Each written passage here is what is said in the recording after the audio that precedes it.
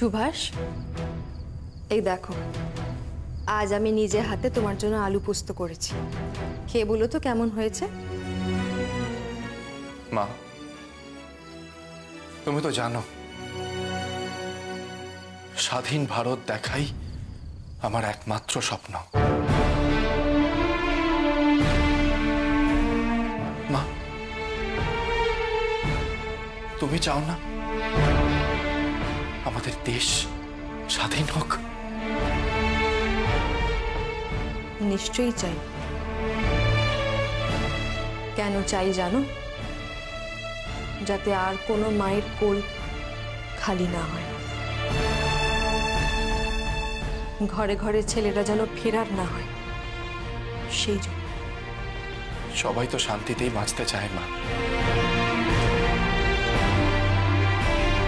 কিন্তু এই ব্রিটিশরা এসে আমাদের সুখ শান্তি সবকিছু কেড়ে নিয়েছে।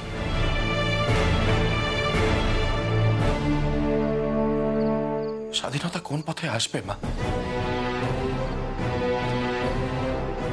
যেদিন থেকে মানুষ বুঝতে পেরেছে যে ব্রিটিশের শাসন আমাদের পরাধীনতা, সেই দিন থেকে স্বদেশীরা আমাদের দেশকে স্বাধীন করার চেষ্টা করছে। কিন্তু সাফল্য তো আসছে না মা।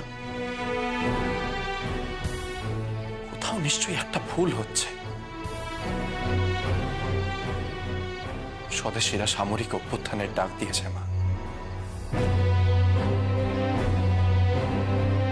এটাই কি সঠিক পথ? এত কিছু তো আমি বলতে পারবো না সুবি। আচ্ছা, আমাকে একটা কথা বলো, যখন তোমার মা অসম্মানিত হয় তখন কি তোমার কাছে গিয়ে কেউ বলে তোমার মা অসম্মানিত হচ্ছে, তুমি যাও সেখানে? তুমি কিন্তু নিজে থেকেই ছুটে যাও। ঠিক যেমন ভাবে এখানে ওই দুর্গাপুজোর সময় মানুষের ঢল নামে রাস্তায়, বাড়ি বাড়ি গিয়ে কিন্তু কেউ বলে আসে না আসুন এসে প্রতিমা দেখে যান। মানুষ নিজে থেকেই আসে। আমার তাই মনে হয় যেদিন মানুষ স্বতঃস্ফূর্তভাবে এগিয়ে আসবে দেশকে স্বাধীন করার জন্য, সেই দিনই দেশ প্রকৃত অর্থে স্বাধীন হবে, তার আগে নয়। যেদিন মানুষ স্বতঃস্ফূর্তভাবে এগিয়ে আসবে দেশকে স্বাধীন করার জন্য, সেই দিনই দেশ প্রকৃত অর্থে স্বাধীন হবে।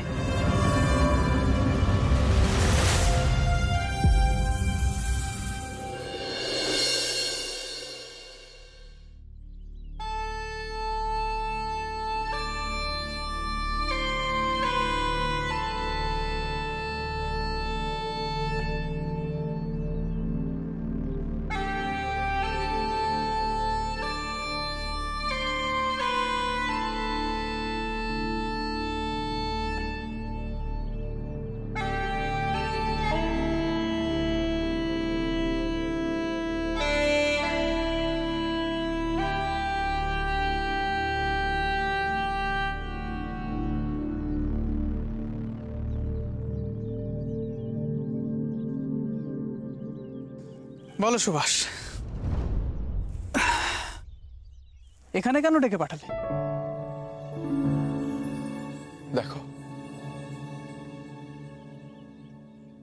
জলটা কেমন স্থির হয়ে রয়েছে।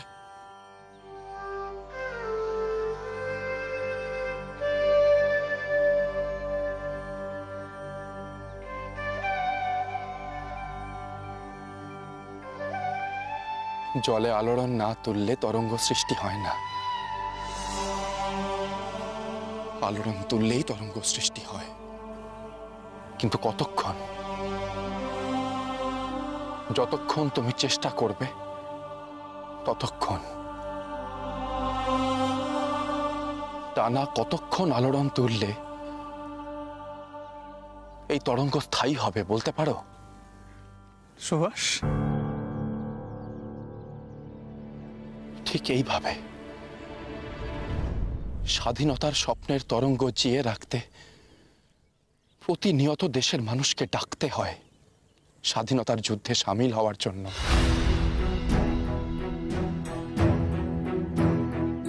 আমার সবচেয়ে বেশি কষ্ট কিসে হয় জানো হেমন্ত? আমার দেশের মানুষ বোঝেই না পরাধীনতার লজ্জা কি। আমার দেশের মানুষ স্বদেশীদের ডাকাত ভাবে।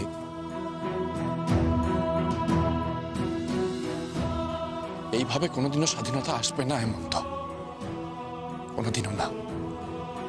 তাই তো ওরা সাহেবদের তাড়াতে চেয়েছিল, আর দেখো তার খেসারত হলো মৃত্যু। না না হেমন্ত, না। একটা মৃত্যু তার বদলা নিতে আবার আরেকটা মৃত্যু, এটা সঠিক পথ নয়। মায়ের সাথে এই বিষয়ে আমার দীর্ঘ আলোচনা হয়েছে। মায়ের কথাগুলো আমায় বড়ই ভাবাচ্ছে হেমন্ত। সত্যি তো, যখন আমার মায়ের অসম্মান হয় তখন তো কাউকে বলে দিতে হয় না যে তোমার মায়ের অসম্মান হচ্ছে, যাও গিয়ে মায়ের সম্মান বাঁচাও। তাহলে তাহলে দেশ মায়ের সম্মান বাঁচাতে কেন দেশের মানুষকে ডাকতে হবে? কেন হাতে পায়ে ধরতে হবে সবার? উৎসবে সামিল হওয়ার জন্য তো মানুষকে ডাক দিতে হয় না, সকলে স্বতঃস্ফূর্তভাবে বেরিয়ে আসে। যেই দিন মানুষ নিজের থেকে স্বতঃস্ফূর্তভাবে বেরিয়ে আসবে, সেই দিন আসবে স্বাধীনতা। অত্যাচার আর শোষণ সইতে সইতে এগুলো মানুষের গা সওয়া হয়ে যাচ্ছে সুভাষ। আমরা যে কোনোদিন স্বাধীন ছিলাম সেটাই তো মানুষ ভুলে গেছে। মানুষ কি তার এই চেনা গণ্ডি থেকে বেরিয়ে আসতে পারবে? সেইটা জানতে হলে আমার দেশকে জানতে হবে, দেশের মানুষের মন বুঝতে হবে। কেন আমার দেশের মানুষ ধীরে ধীরে নিজের মেরুদণ্ডের অস্তিত্বটাই ভুলে যাচ্ছে, সেইটা আমাদের বুঝতে হবে হেমন্ত। নাহলে এই দাসত্ব আমাদের রক্তে, আমাদের মজ্জায় মিশে যাবে। আর এই দাসত্বের রোগ যে বড়ই কঠিন রোগ হেমন্ত, বড়ই কঠিন রোগ। এর থেকে বেরোনোর উপায় কি সুভাষ? আমাদের এমন একজন মানুষের সন্ধান করতে হবে যে বলে দিতে পারবে স্বাধীনতা কোন পথে আসবে। কোন পরম গুরুই আমাদের সঠিক পথের সন্ধান দিতে পারবে। আমাদের সন্ধান করতে হবে হেমন্ত, সন্ধান করতে হবে আমাদের, সন্ধান।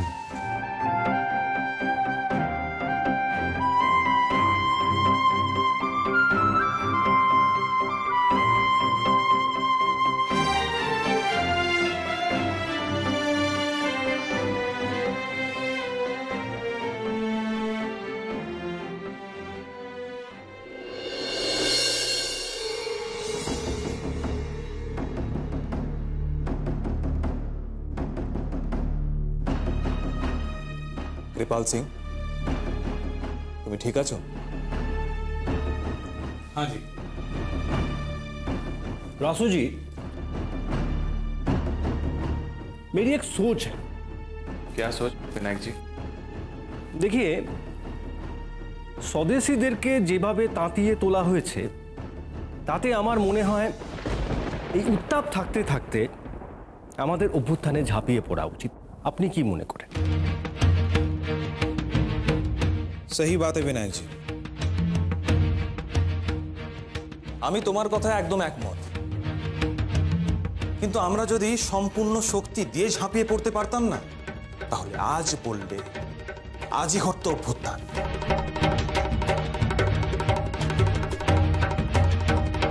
সমস্যা হলো আমাদের সাহায্য নিতে হচ্ছে।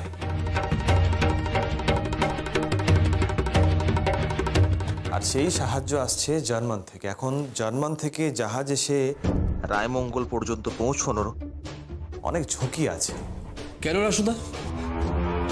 মানে ঝুঁকি কেন বলছেন? মানে এখনো তো এখান থেকে বাইরে খবর যাওয়ার কোনো সম্ভাবনা নেই। তুমি ঠিকই বলেছো সচিন, শুরু থেকে এই অভ্যুত্থানের গোপনীয়তা বজায় রাখা হয়েছে, আর শেষ মুহূর্ত পর্যন্ত এই গোপনীয়তা বজায় থাকবে। জাহাজ রওনা দিলে আমি অভ্যুত্থানের তারিখ ঘোষণা করব, আর আশা করি সেই সংবাদ খুব দ্রুতই আসবে।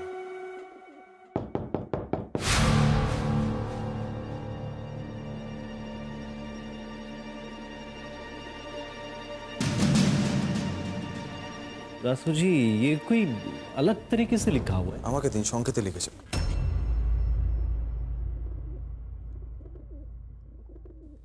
কালা পানিতে জোয়ার আসছে, ম্যাভেরিক জাহাজ খুব দ্রুতই রওনা দিচ্ছে। তোমরা তৈরি হও, শেষ মুহূর্তের প্রস্তুতি সম্পূর্ণ করো। বন্দে মাতরম, বন্দে মাতরম, বন্দে মাতরম।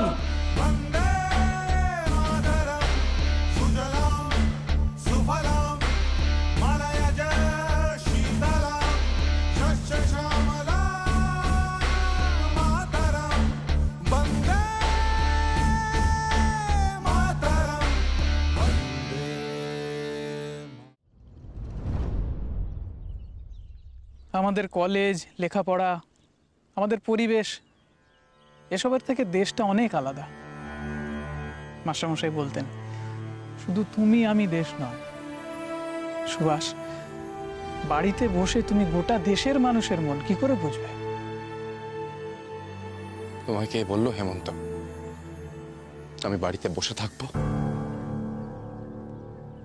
দেশের জন্য যা যা করা প্রয়োজন আমি সব করব।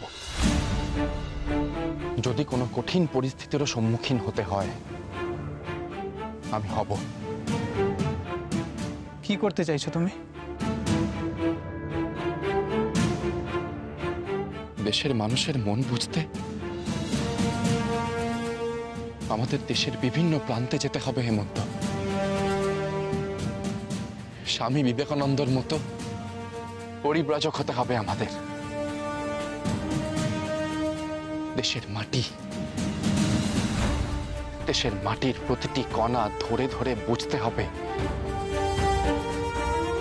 কেন এই দাসত্বের রোগ গভীর শিকড়ে পৌঁছচ্ছে। যেখানে যাব সেখানে আমাদের থাকতে হবে, আমাদের বুঝতে হবে হেমন্ত। কবে যেতে চাও?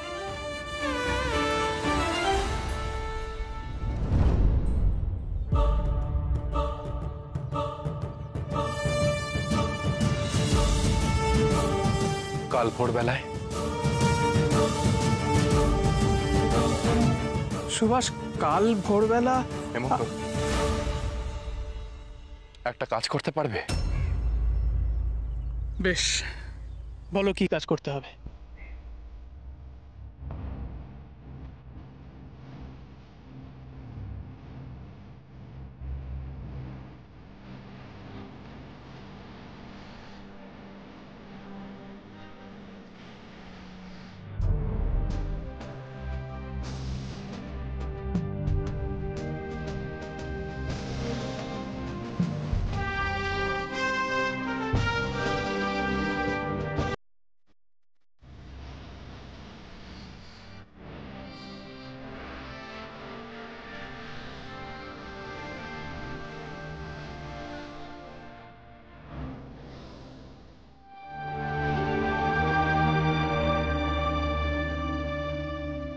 সুবি সেই ভোরবেলা থেকে বাড়িতে নেই।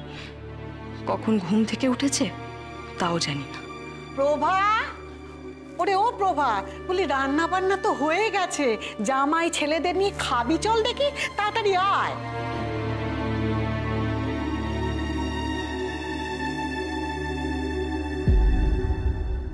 সুভাষের পথ চেয়ে আছো প্রভা? জানোই তো তোমার এই পথ চেয়ে থাকার কোনো অন্ত নেই।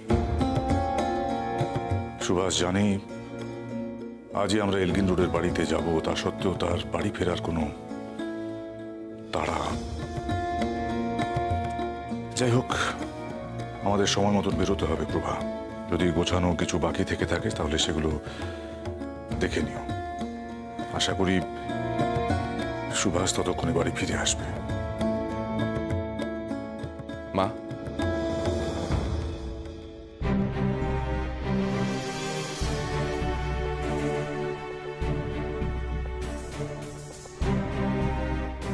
বাবা, আমার একটা অনুমতি চাই।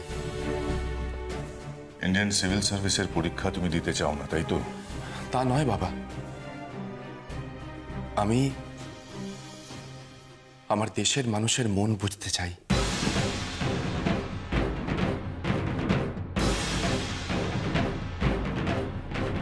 এবং সেই জন্য আমি দেশ দেখতে যেতে চাইছি বাবা।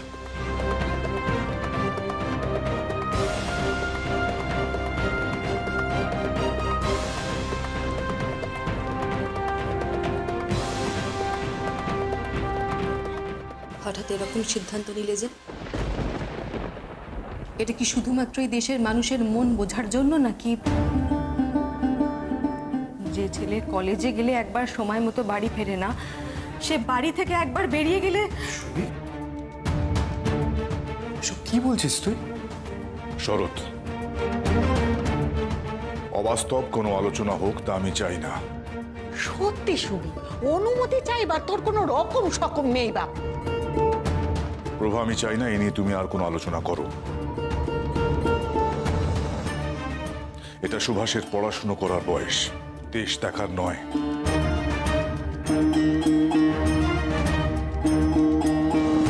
দেশ দেখার জন্য সারাটা জীবন পড়ে রয়েছে।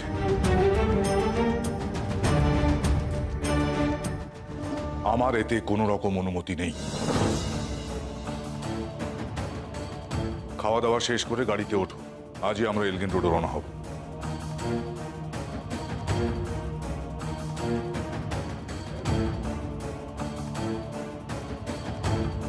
মা, তুমি চলো, খেয়ে নেবে।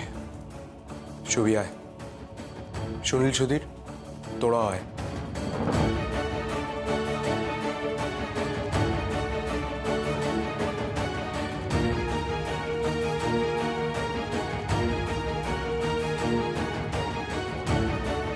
মা,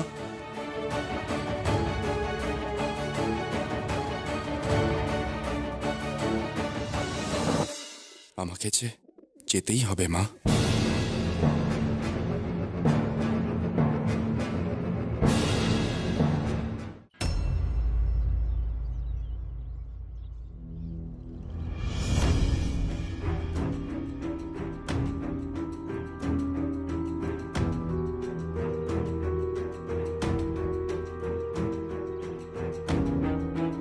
টেলিগ্রামে কি লেখা আছে যতীনদা? বলছি, চিত্ত, তাড়াতাড়ি একটা কাগজ কলম নিয়ে আসো তো। সাংকেতিক ভাষাটা বুঝতে হবে। আমার আন্দাজ যদি ঠিক হয়ে থাকে তাহলে আমাদের স্বপ্ন সত্যি হওয়াটা শুধু সময়ের অপেক্ষা মাত্র। জমিদার বাবু, কলম দাও দাদাকে। বিমা, তুই থামলি কেন? তুই কাজ চালিয়ে যা, যাতে কেউ সন্দেহ করতে না পারে। আর নজর রাখ এদিকে কেউ খেয়াল রাখছে কিনা।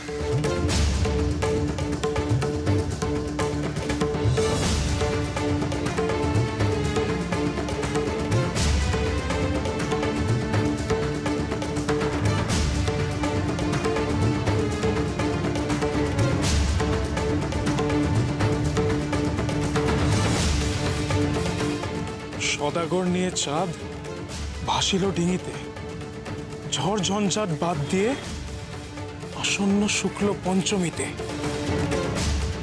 ভাসিল ডিঙিতে মানে জাহাজ, তার মানে জার্মান জাহাজ ম্যাভেরিক রওনা হয়ে গেছে। ঝড় ঝঞ্ঝাট বাদ দিয়ে আবহাওয়া ঠিক থাকলে আসন্ন শুক্ল পঞ্চমীতে, অর্থাৎ 20 দিনের মধ্যে সুন্দরবনে রায়মঙ্গলে ভিড়বে জাহাজ। বুঝতে পারছো? বুঝতে পারছো তোমরা? আর বেশি দূর নেই। তিলে তিলে করা আমাদের এই পরিকল্পনা এবার সফল হবে। শত স্বদেশী যে শহীদ হয়েছে শুধুমাত্র স্বাধীন ভারতবর্ষে সূর্যের আলো দেখার জন্য, তাদের আত্মবলিদান আমরা বিফলে যেতে দেব না। চিত্ত, রাসবিহারীকে এই মুহূর্তে টেলিগ্রাম পাঠাও। ওকে বলো যে আমার নির্দেশ পেলে রাসবিহারী যেন উত্তর ভারতে অভ্যুত্থানের দিন ঘোষণা করে দেয়। ঠিক আছে দাদা। আমি তোমাকে আরো কটা ঠিকানা পাঠিয়ে দিচ্ছি, সেগুলো তো টেলিগ্রাম করে দাও। একদম। আমাদের দেশ আবার আমাদের হবে, শুধুমাত্র আমাদের। ব্রিটিশদের হাত থেকে ছিনিয়ে নেব আমাদের দেশকে।